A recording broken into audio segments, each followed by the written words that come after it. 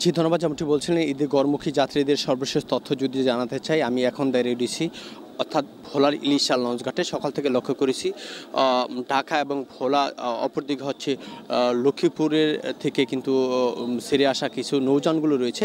সেই নৌযানগুলোকে অতিরিক্ত যাত্রী বোঝাই করে কিন্তু এগুলো চলাচল করে। যদিও এই মৌসুমে কিন্তু ঝুঁকিপূর্ণ থাকার কথা থাকলেও কিন্তু প্রশাসনের নাকে ডগা দিয়ে কিন্তু এগুলো চলাচল করছে।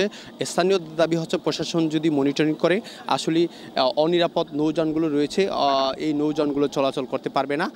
এছাড়াও হচ্ছে অতিরিক্ত যাত্রী বহন করতে পারবে না। এখানকার যারা যাত্রী রয়েছে যাত্রীদের সাথে কথা বলছি, যাত্রী আমাদেরকে যে তথ্যটুকু নিশ্চিত করছে তারা আমাদেরকে জানিয়েছে ভোলার মেঘনা নদীতে যেই ডেঞ্জার জোন ঘোষণা করেছে। ওয়ালটন ফ্রিজ কিনে অনেকের মতো আপনিও হয়ে যেতে পারেন মিলেনিয়াল। সেরা পণ্যের সেরা অফার। সেই ডেঞ্জার জোন উপেক্ষা করে ছোট ছোট কাঠের বটি, স্টিল বটি, অপরদিকে হচ্ছে দ্রুতগামী স্পিড বোট কিন্তু চলাচল করে। যদিও এই মৌসুমে কালবৈশাখী এবং জলোচ্ছ্বাসের একটি প্রভাব থাকার সত্ত্বেও কিন্তু তারা এগুলো চলাচল করছে।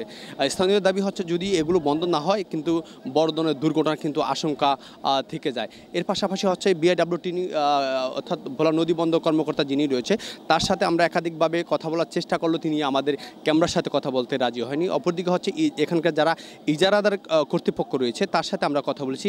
তিনি আমাদেরকে যতটুকু তথ্য নিশ্চিত করছে তারা আমাদেরকে জানিয়েছে অর্থাৎ ছোট ছোট যেই নৌযানগুলো রয়েছে অর্থাৎ দ্রুতগামী স্পিড বোট, কাঠের বটি, এর পাশাপাশি হচ্ছে স্টিল বটি, যেগুলোর অনিরাপদ নৌযানগুলো রয়েছে তাদের পক্ষ থেকে তারা কিন্তু বন্ধ নির্দেশনা দিয়েছে।